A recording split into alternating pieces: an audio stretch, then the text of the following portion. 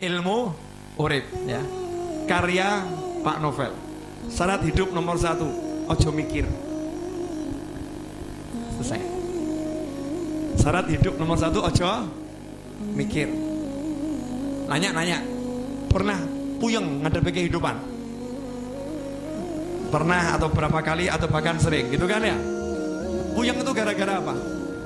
Mikir. Berarti kan mikir salah loh. Karena mikir jadi puyeng. Betul. Coba jenengan makannya kan makanan yang sehat toh, bersih ya, daging macam-macam makan. Jadi penyakit enggak jadi penyakit kebanyakan.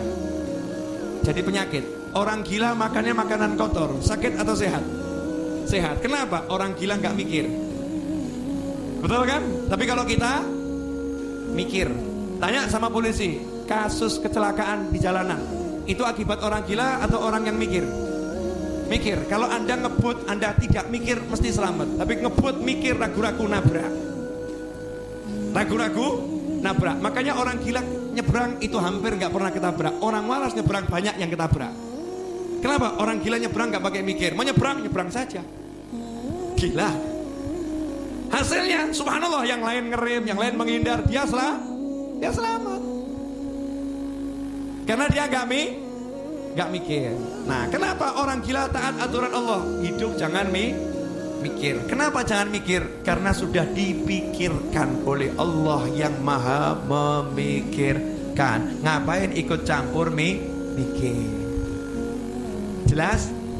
Jadi apa? Ojo mikir. Lah penjabaran ojo mikir. Penjabarannya. 1, saya mau nanya. Saya kesini datang sendiri atau diundang saya? Diundang, betul. Begitu datang ditaruh di mana? Di sini atau dimasukkan kamar? Masukkan kamar, so istirahat. Betul kan ya? Disuguhin. Kenapa disuguhin? Karena saya diundang. Bapak Ibu diundang, di depan diundang, dikasih suguhan. Betul atau betul? Disiapkan kursi untuk duduk. Betul. Sekarang saya mau nanya, yang ngundang jenengan ke muka bumi siapa? Yang nempatkan Anda, nempatkan saya di bumi ini siapa? Siapa yang nempatkan? Nah kalau kita di sini aja dimuliakan sama yang ngundang, betul kan? Lah yang ngundang kita siapa? Nanya, yang ngundang kita siapa di muka bumi? Yang meniupkan ruh itu di muka bumi ini jadi manusia siapa? Yang datangkan kita ke muka bumi siapa? Nah kira-kira Allah jamin enggak kehidupan kita di muka bumi? Nah kenapa Anda masih mikir dan ragu? Kurang ajar kan? Wa ma min dabbatin fil ardi illa 'alallahi rizquha. Nyatanya banyak yang susah gara-gara dia menyalahi aturan mikir. Enggak boleh mikir, jalan aja hidup ini, jangan dipikir. Contoh ya. Contoh sederhana. Allah udah nyiapkan semuanya. Ya, kita nggak usah mikir. Kalau kita mikir jadi nggak bagus begini loh ya. Misal saya datang gini. Nah, Beb ini ada tempat istirahatnya enggak, Beb? Tempatnya royet enggak? Usen enggak tempatnya? Kira-kira gawa ada enggak? Kopi ada enggak? Teh ada enggak, Beb? Kira-kira gimana? Saya nanti kalau pengen teh bisa dapat enggak? Saya ngomong gitu terus. Habibnya nyaman enggak? Enggak nyaman. Dianggap saya ini orang yang benar atau enggak benar nih? Enggak benar karena meragukan yang ngundang. Betul kan ya? Kalau bahasa lain, bahasa Jawa, kalimat cetok kurang ajar kan begitu ya? Enggak tahu diri. Itu baru kepada beliau. Lah kepada Allah Ta'ala. Gusti ya Allah pripun ya Allah. Ini besok mau makan apa ya Allah ya? Ini gimana ya Allah? Ini bayar SPP gimana ya Allah nih? Ini nanti urusannya gimana ya Allah ya? Kan aku udah bilang wa ma min dabbatin fil ardi illa 'alallahi rizquha. Udah aku jamin dan aku umumkan. Ngapain kamu meragukan aku? Masih ragu, ya silahkan mumet. Akhirnya Allah marah. Wis gak usah kayak kopi, gak usah kayak teh. Mikir dewe. Paham? Paham enggak? Jangan mikir. Yang kedua, masalah itu tidak ada. Jadi kalau orang hidup mengeluhkan masalah terus, berarti orang itu mati, nggak hidup. Masalah itu tidak pernah ada, tidak ada masalah. Beb, nyatanya ada masalah, nggak ada. Contoh, ada orang punya utang, masalah nggak? Masalah kalau nggak bisa bayar. Betul kan? Kalau bisa bayar, jadi masalah? Enggak. Ada orang jatuh, masalah enggak? Masalah. Tapi kalau bisa bangun, gak jadi masalah. Setiap masalah kalau ada solusi namanya bukan masalah. Betul kan? Nah hebatnya Allah tuh, Allah kasih masalah gak pernah gak ada solusi. Masalah selalu udah ada solusi di dalamnya. Fa inna ma'al usri yusron, inna ma'al usri yusra. Setiap masalah itu ada solusi. Dan hebatnya bukan cuma itu, masalah plus solusi plus rezeki. Jadi kalau datang masalah, itu selalu ada rezeki di dalamnya. Bingung? Loh, saya nggak asal ngomong ini. Jadi mulai nanti kalau kepleset bilang alhamdulillah rezeki mau datang. Iya. Dalilnya mana? Wa may yattaqillaha yaj'al lahu makhraja wa yarzuqhu min haitsu la yahtasib. Masalah. Wa may yattaqillaha yaj'al lahu makhraja. Allah beri solusi untuk masalahnya. Wa yarzuqhu, dan Allah memberinya rezeki dari arah yang nggak pernah bisa dia pikir. Lalu Allah aja udah ngasih tahu rezekimu tuh nggak bisa kamu pikir, kok kita nggak ya mikir? Kan nyalahi aturan Allah. Paham ya? Jadi ada masalah, ada solusi, ada rezeki. Satu paket. Syaratnya cuma satu. Awal tadi jangan mikir, tapi ngapain? Zikir. Wa ma khalaqtul jinna wal insa illa liya'budun. Enggak usah mikir, salat.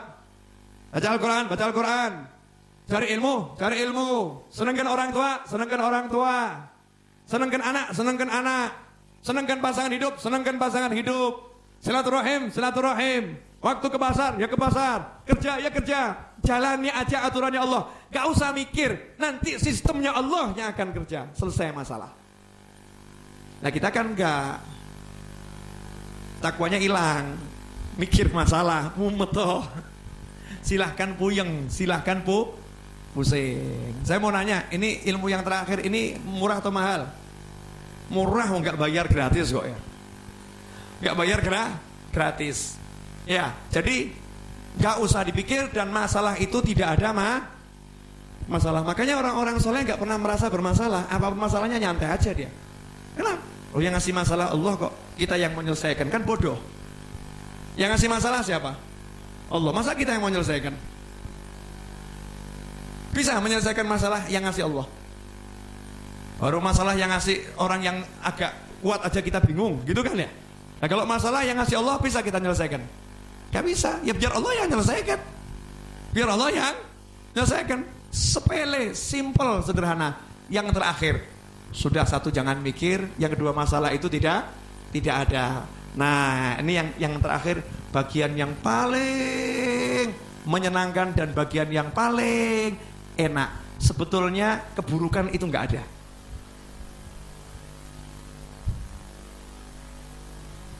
Lihat saya gak enak semua, kenapa nih? Buruk gak enak itu nggak ada. Karena Allah nggak akan memberikan kita keburukan dan ketidakenakan, meskipun zahirnya buruk, gitu. Zahirnya nggak enak. Maka dikatakan al khair wasyarr bimasyiatillah. Baik dan buruk itu kehendaknya Allah. Sedangkan Allah tidak berkehendak untuk memburu-burukan hambanya. Semua baik, hambanya saja yang bermasalah. Saya kasih contoh boleh? Bu, punya suami ganteng nikmat atau enggak nikmat? Nanya, punya suami ganteng nikmat atau enggak nikmat? Jawabnya lama kan? Kenapa? Dalam benak seorang istri enggak ada suami ganteng kalau masih lihat kegantengan orang lain. Betul kan?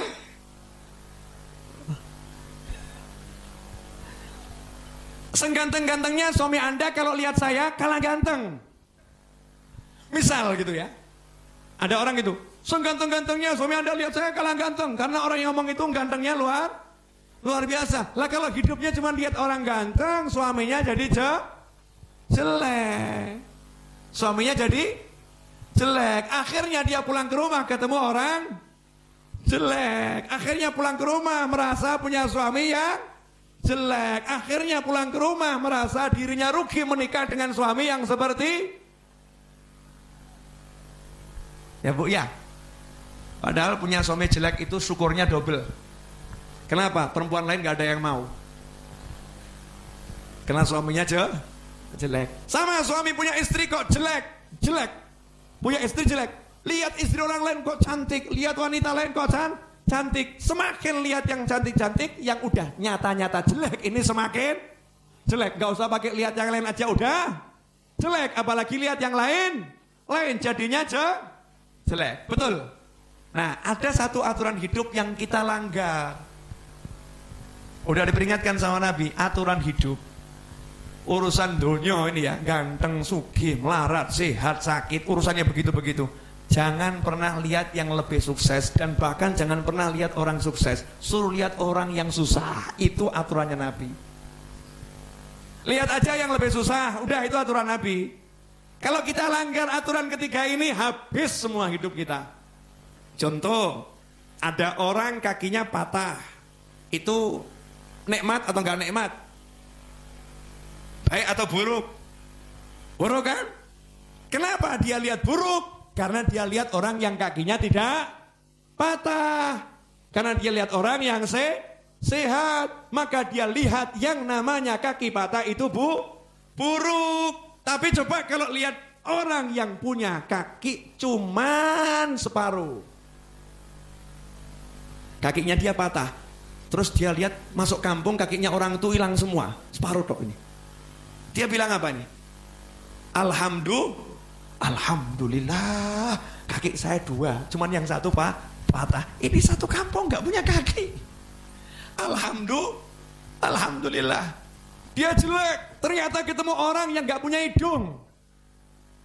Alhamdulillah saya jelek, tapi wajah lengkap daripada yang itu tuh nggak punya hidung. Begitu dia lihat yang lebih jelek, lihat yang lebih susah, lihat yang lebih sakit, maka yang dia alami itu jadinya nikmat.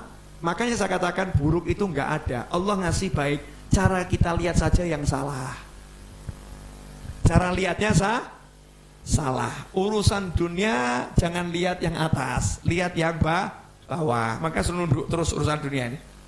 Ya, menundukkan pandangan itu bukan cuma menundukkan pandangan dari wanita atau dari pria. Menundukkan pandangan kan dari syahwat maksudnya itu. Syahwatnya ini loh ditundukkan. Termasuk melihat yang lebih. Tundukkan, lihat aja yang susah. Hasilnya hidup akan menjadi nikmat. Itu ilmu urip yang saya pelajari sampai usia 41 kurang dikit.